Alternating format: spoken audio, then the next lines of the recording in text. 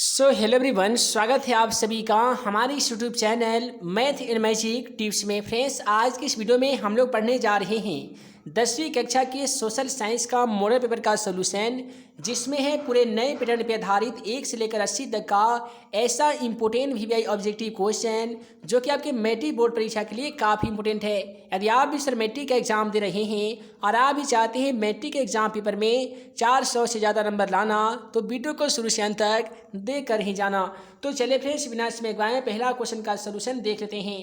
है दोस्तों, जैसा कि आप सभी मोबाइल स्क्रीन पे पहला सवाल क्वेश्चन नंबर 1 को देख पा रहे हैं। पहला सवाल कहता है कि एड्रियानोपुल की संधि कब हुई थी। इसके लिए आपको 4 ऑप्शन देखने को मिलेगा। पहला ऑप्शन में रहेगा 1828 ईस्वी में, 1829 ईस्वी में, ऑप्शन सी में दिया गया 1830 ईस्वी में, और आपका ऑप्शन डी में दिया गया है 1931 ईस्वी में। तो दोस्तों, जैसा कि आप सभी को मालूम होगा कि हमारा वीडियो सीरीज का पहला क्वेश्चन के जवाब आप सभी को वीडियो के नीचे जाकर कमेंट बॉक्स में इसका सही जवाब लिखना होता है। तो क्वेश्चन नंबर 1 का क्या सही जवाब होगा, आप जल्दी से वीडियो के नीचे चले जाइए और कमेंट बॉक्स में जाकर आप इसका सही जवाब लिख सकते हैं। उसके बाद में अगला सवाल क्वेश्चन 2 को देखिए कि कार्बोनरी संगठन किस वर्ष हुआ था। ये दोस्तों याद रखिएगा, लेनिन के नेतृत्व में सन 1810 ईस्वी की बात है जब कार्बोनरी नामक संगठन की स्थापना की गई थी। तो क्वेश्चन का सही जवाब ऑप्शन सी हो जाएगा 1810 ईस्वी में। उसके बाद में अगला सवाल है क्वेश्चन 3 में कि यूनान को स्वतंत्र राष्ट्र कब घोषित किया गया था। जैसा कि आप सभी को मालूम होगा कि यूनान पहले एक स्वतंत्र राष्ट्र नहीं था। यूनान पहले तुर्की के अंगों के रूप में माना जाता था। तो जैसे तुर्की ने यूनानी आंदोलन को दबाना शुरू किया तो इससे में फ्रांस उसका समर्थन कर दिया, जिससे ऑस्ट्रिया और यूनान के बीच में यूनान और तुर्की के बीच में एक घमासान युद्ध हुआ, जिसमें तुर्की बुरी तरीके से पराजित हो गया। और इस प्रकार 1832 ईस्वी की बात है जब यूनान को एक स्वतंत्र राष्ट्र के रूप में घोषित कर दिया गया था। अगला सवाल जिसमें 4 कहता है कि चार्टिस्ट आंदोलन कहाँ पे हुआ था। ये दोस्तों याद रखिएगा, चार्टिस्ट आंदोलन की जो शुरुआत है वो सबसे पहले इंग्लैंड से हुई थी। तो क्वेश्चन का सही जवाब ऑप्शन डी हो जाएगा, इंग्लैंड।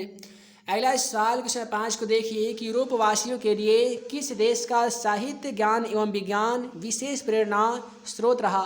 तो यहाँ पे चारों ऑप्शनों में क्वेश्चन का सही जवाब ऑप्शन बी हो जाएगा, यानी यूरोप वासियों के लिए यूनान देश का साहित्य, ज्ञान एवं विज्ञान जो है वो विशेष प्रेरणा स्रोत रहा। तो क्वेश्चन का सही जवाब ऑप्शन बी हो जाएगा। उसके बाद में अगला सवाल क्वेश्चन 6 को देखिए कि पोलैंड के विद्रोह को किसने कुचल दिया था। दोस्तों, पोलैंड में एक बहुत ही बड़ा विद्रोह हो रहा था। उन सभी विद्रोहों को रूस नामक एक बहुत ही ताकतवर मुल्क ने, ताकतवर देश ने कुचल दिया था। तो क्वेश्चन का सही जवाब यहाँ पे ऑप्शन ए हो जाएगा, रूस। अगला सवाल है कि इनमें किसको प्राथमिक क्षेत्र भी कहा जाता है। इसके लिए आपको मैट्रिक एग्जाम पेपर में 4 ऑप्शन देखने को मिलेगा। सेवा क्षेत्र को, कृषि क्षेत्र को, औद्योगिक क्षेत्र को, या इनमें से कोई नहीं। याद रखिएगा, कृषि क्षेत्र को प्राथमिक क्षेत्र के रूप में माना जाता है। तो क्वेश्चन का सही जवाब ऑप्शन बी होगा, कृषि क्षेत्र। अगला सवाल इसमें 8 को देखिए कि निम्नलिखित में से किस देश में मिश्रित अर्थव्यवस्था है। ये दोस्तों बहुत ही खुशी की बात है कि हमारे ही देश भारत एक ऐसा देश है जहाँ पे मिश्रित अर्थव्यवस्था विद्यमान है। तो क्वेश्चन का सही जवाब ऑप्शन सी हो जाएगा, भारत। अगला सवाल इसमें 9 को देखिए कि भारत में योजना आयोग का गठन कब किया गया था। याद रखिएगा, 15 मार्च 1950 ईस्वी की बात है जब भारत में योजना आयोग का गठन किया गया था। और योजना आयोग का गठन कब किया गया था, तो 15 मार्च को और 1950 को। अगला सवाल इसमें 10 कहता है कि जिस देश का राष्ट्रीय आय सबसे अधिक होता है वह देश क्या कहलाता है। अब जाहिर सी बात है, जिस देश का राष्ट्रीय आय सबसे अधिक होगा वह देश विकसित कहलाता है। इसलिए क्वेश्चन का सही जवाब ऑप्शन बी हो जाएगा, विकसित। अगला सवाल उसमें 11 कहता है कि निम्नलिखित में से किसे पिछड़ा राज्य कहा जाता है। ये दोस्तों बहुत ही अफसोस की बात है कि हमारे ही राज्य बिहार को पिछड़ा राज्य की दर्जा दिया गया है। तो क्वेश्चन का सही जवाब ऑप्शन सी हो जाएगा, बिहार राज्य को पिछड़ा राज्य कहा जाता है। अगला सवाल क्वेश्चन 12 कहता है कि निम्नलिखित में से कौन सा विनिमय का सर्वोत्तम माध्यम है। पहला ऑप्शन मुद्रा, वस्तु, चमड़ा, कोई नहीं। याद रखिएगा, मुद्रा एक ऐसा माध्यम है जो विनिमय का सबसे उत्तम माध्यम माना जाता है, क्योंकि विनिमय का मतलब होता है किसी वस्तु को खरीदना या बेचना। तो खरीदने और बेचने का उत्तम जो माध्यम है वो मुद्रा अर्थात पैसा है। अगला सवाल क्वेश्चन 13 को देखिए कि भारत में वित्तीय वर्ष कहा जाता है। हे दोस्तों, भारत में वित्तीय वर्ष कब कहा जाता है। तो 1 अप्रैल से 31 मार्च के बीच का जो समय होता है वही भारत में वित्तीय वर्ष कहलाता है। यहाँ पे क्वेश्चन 13 का सही जवाब ऑप्शन सी हो जाएगा, 1 अप्रैल से 31 मार्च तक। उसके बाद में अगला सवाल क्वेश्चन 14 को देखिए कि संघ सरकार का उदाहरण है। दोस्तों संघ सरकार का उदाहरण कौन सा देश है? तो क्वेश्चन का सही जवाब ऑप्शन ए हो जाएगा, यानी संघ सरकार का जो उदाहरण है वो अमेरिका है, यानी ऑप्शन ए इस क्वेश्चन का बिल्कुल सही जवाब उत्तर हो जाएगा।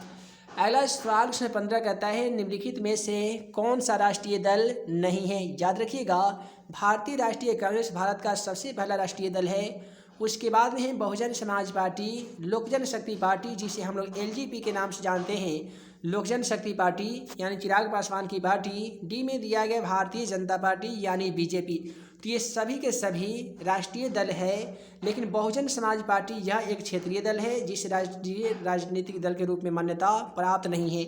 तो इसलिए क्वेश्चन का सही जवाब ऑप्शन बी हो जाएगा, बहुजन समाज पार्टी। अगला सवाल 16 को देखिए कि सत्ता में साझेदारी सही है क्योंकि? दोस्तों सत्ता में साझेदारी इसलिए सही है क्योंकि यह विभिन्न समुदायों के बीच में टकराव को कम करती है या यह विविधता को अपने अंदर समेट लेती है। अगला सवाल 17 को देखिए कि सांप्रदायिक राजनीति किस पे आधारित होती है? जैसा कि आप सभी को मालूम होगा कि जब एक ही जाति एवं धर्म के लोग दूसरे जाति एवं धर्म के लोगों को अपने से हीन मानने लगते हैं तो उसे ही सांप्रदायिकता कहते हैं। तो सांप्रदायिक जो राजनीति है वो भेदभाव के अलावा धर्म पर आधारित होती है, यानी एक जाति एवं धर्म के लोग दूसरे जाति एवं धर्म के लोगों के प्रति अनर्गल अपराध लगाकर, अनर्गल बात सोचकर, गलतफहमियां फैलाकर मत प्राप्त करते हैं, वोट प्राप्त करते हैं। इसी राजनीति को सांप्रदायिक राजनीति कहा जाता है और ये सांप्रदायिक जो राजनीति है वो धर्म पर आधारित होती है। अगला सवाल क्वेश्चन 18 को देखिए कि भारतीय संविधान के अनुच्छेद 19 में देश के सभी नागरिकों को कौन सा मूल अधिकार दिया गया है? याद रखिएगा, भारतीय संविधान की जो धारा जो 19 जो अनुच्छेद है उसमें भारत के तमाम नागरिकों को स्वतंत्रता का अधिकार दिया गया है, जो कि ऑप्शन ए में है। अतः क्वेश्चन का सही जवाब यहाँ पे ऑप्शन ए हो जाएगा। अगला सवाल काफ़ी इंपॉर्टेंट है कि अंतर्राष्ट्रीय महिला दिवस किस तिथि को मनाया जाता है? ये दोस्तों याद रखिएगा, अंतर्राष्ट्रीय महिला जो दिवस है ना ये प्रत्येक 5 मार्च को मनाया जाता है। साथ ही 5 जून को विश्व पर्यावरण दिवस मनाया जाता है, ठीक है। उसके बाद में 1 दिसंबर को विश्व एड्स दिवस मनाया जाता है। साथ ही 1 मई को मजदूर दिवस के रूप में मनाया जाता है।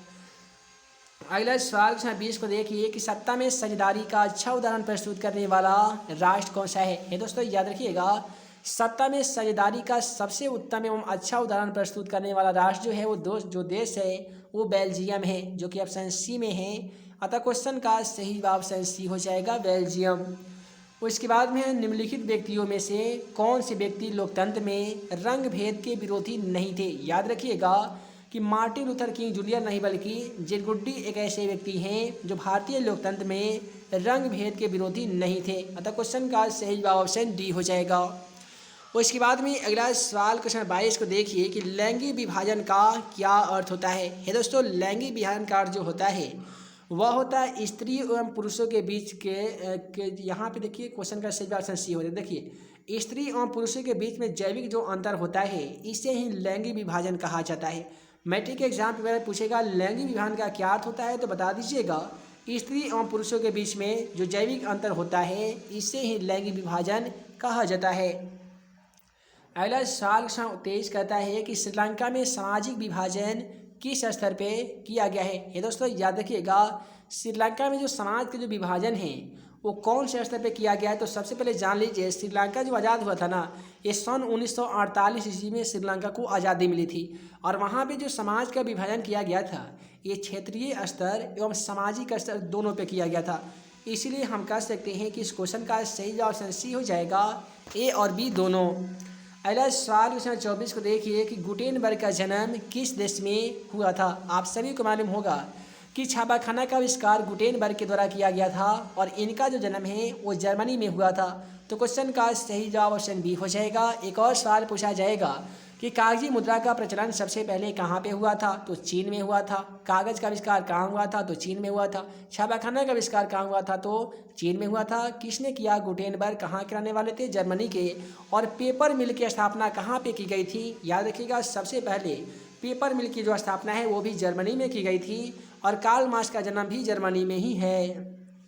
अगला सवाल, गुटेनबर्ग ने सर्वप्रथम किस पुस्तक की छपाई किए थे? याद रखिएगा, गुटेनबर्ग के द्वारा सबसे पहले बाइबिल नामक धार्मिक ग्रंथ पुस्तक की छपाई की गई थी। यहाँ पे क्वेश्चन का सही जवाब ऑप्शन डी हो जाएगा। एक और सवाल पूछा जाता है कि समाजवादियों का बाइबिल किसे कहा जाता है? तो दास कैपिटल को कहा जाता है, जिसकी रचना 1867 ईस्वी में की गई थी। अगला सवाल क्वेश्चन 26 कहता है, इंग्लैंड में मुद्रण कला को पहुंचाने वाला पहला व्यक्ति कौन था? याद रखिएगा, इंग्लैंड में पहले मुद्रण कला नहीं पहुंचा था, लेकिन बाद में कैक्सन नामक एक ऐसा व्यक्ति था जो इंग्लैंड में भी मुद्रण यंत्र यानी पैसा छापने वाला मशीन को पहुंचा दिया था। तो क्वेश्चन का सही जवाब ऑप्शन बी हो जाएगा। मैट्रिक एग्जाम पेपर में एक सवाल पूछा जाता है कि मार्को पोलो छापाखाना यूरोप कैसे पहुंचा? तो आप बता सकते हैं कि मार्को पोलो व्यापार के क्रम में चीन पहुंचा और इस प्रकार अपने साथ छापाखाना चीन ले गया। इस प्रकार छापाखाना जो है वो यूरोप में पहुंच गया था।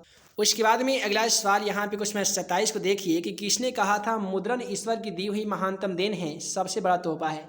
क्वेश्चन का सही जवाब ऑप्शन बी हो जाएगा। यानी मार्टिन लूथर किंग जूनियर का कहना था कि मुद्रण अर्थात पैसा जो है वो ईश्वर की दी हुई सबसे महानतम देन है, उनका सबसे बड़ा तोहफा है। तो क्वेश्चन का सही जवाब ऑप्शन बी हो जाएगा, मार्टिन लूथर किंग जूनियर। अगला सवाल 28 कहता है, रूसो कहाँ का दार्शनिक था? ये दोस्तों याद रखिएगा, फ्रांसवा वार्नियर जो था वो रूस का था दार्शनिक, और रूसो जो था ना ये फ्रांस का दार्शनिक था। क्वेश्चन का सही जवाब सही हो जाएगा फ्रांस का। अगला सवाल 29 को देखिए कि विश्व में सर्वप्रथम मुद्रण की शुरुआत कहाँ पे हुई थी?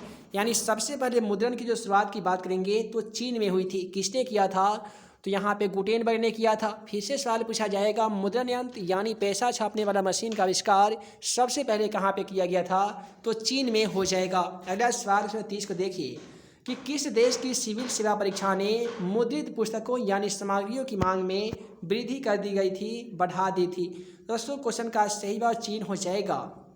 यानी चीन देश की सिविल सेवा परीक्षा ने मुद्रित पुस्तकों एवं सामग्रियों की जो मांग है वो काफ़ी ही ज़्यादा मात्रा में बढ़ा दी थी। अगला सवाल 31 कहता है, मुद्रण तकनीक का विकास सर्वप्रथम कहाँ हुआ था? हम अभी आप सभी को बताए हैं कि मुद्रण तकनीक का मतलब ही होता है पैसा छापने वाला मशीन का जो विकास है, आविष्कार है, वो सबसे पहले चीन में हुआ था। इसलिए क्वेश्चन का सही जवाब ऑप्शन बी हो जाएगा चीन। अगला सवाल है, टेनमेंट्स क्या है? ये दोस्तों टेनमेंट्स जो था ना, यह काम चलाऊ मकान को टेनमेंट्स कहा जाता था। इसलिए क्वेश्चन का सही जवाब ऑप्शन ए हो जाएगा। तो ये दोस्तों वीडियो लंबी ना हो, जिस कारण मैं इस वीडियो को यहीं पे एंड करता हूँ। उम्मीद है आज का यह वीडियो आप सभी को पसंद आया हो तो वीडियो को लाइक करें, साथ ही अपने दोस्तों के साथ शेयर करें। ऐसे ही नए नए वीडियो पाने के लिए आप हमारे YouTube channel math and magic tips को सब्सक्राइब करना बिल्कुल ना भूलिएगा। जितने भी छात्र एवं छात्राएँ चाहते हैं 10वीं कक्षा का सभी सेट का इंपॉर्टेंट ऑब्जेक्टिव के साथ सब्जेक्टिव क्वेश्चन का PDF फ्री में डाउनलोड करना, तो डिस्क्रिप्शन बॉक्स में दिए गए मोबाइल ऐप को जरूर इंस्टॉल कीजिएगा। साथ ही questionforexam.com वेबसाइट पे जाकर सभी सेट का स्टडी मटेरियल ऑनलाइन पा सकते हैं। तो हम जल्द मिलेंगे अगले वीडियो में नए VVI क्वेश्चन के साथ। तब तक के लिए आप तमाम छात्र एवं छात्राओं को वीडियो देखने के लिए बहुत बहुत धन्यवाद।